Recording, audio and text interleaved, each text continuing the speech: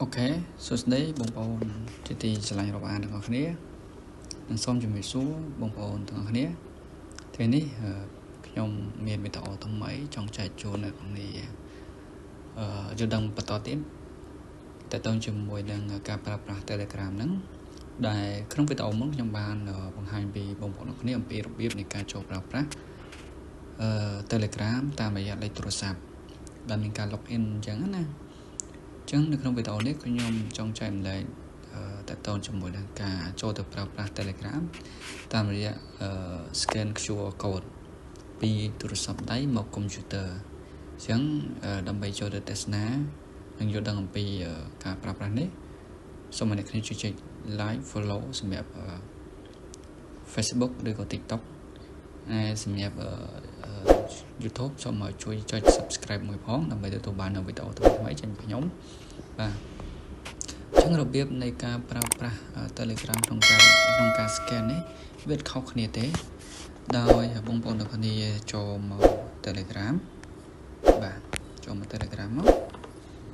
ខ្ញុំយក Telegram ខ្ញុំសិនបាទ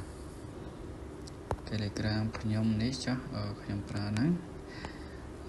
Telegram ជានឹងហើយអូខេអញ្ចឹងបងប្អូនចូល Telegram មកហើយបងប្អូនចូលមកក្នុង computer បាទចុច computer មកតើបងប្អូនចុចយកកន្លែង computer ហ្នឹងបងប្អូនយកកន្លែង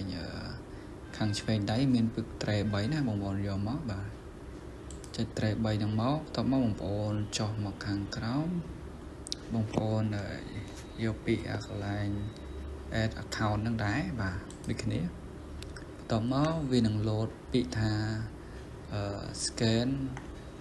for mobile Telegram ចឹងណាមានន័យថាគេប្រាប់យើងពីទី1ឲ្យយើងបើក Telegram នៅក្នុងទូរស័ព្ទដៃរបស់យើងទី2ឲ្យយើងចូលទៅក្នុង setting រក device ហើយ link desktop device ហ្នឹងហើយទី3យើងអាច scan នៅ app ហ្នឹងមានន័យថា app ដែលគេដាក់នៅក្នុងនេះហ្នឹង PC ឬក៏ computer ហ្នឹងអញ្ចឹងបងប្អូនយកមកបងប្អូនចូលមកទី1មកចូល Telegram នៅក្នុងទូរស័ព្ទដៃរបស់យើងទី2បងប្អូនចុចកន្លែងពីថា setting go to setting នេះបាទចុចមកតបមកបងប្អូនចុចហើយបងប្អូនចុចកន្លែង go to setting ហ្នឹងបងប្អូនស្វែងរកពីថា device បាទនេះទៅលើទូរស័ព្ទដៃនេះបាទចុចមកបាទតបមកបងប្អូននឹងឃើញពីថា link desktop device ហ្នឹងបាទបងប្អូនចុចហ្នឹងមកដើម្បីអីដើម្បីចូលទៅ scan នៅលើ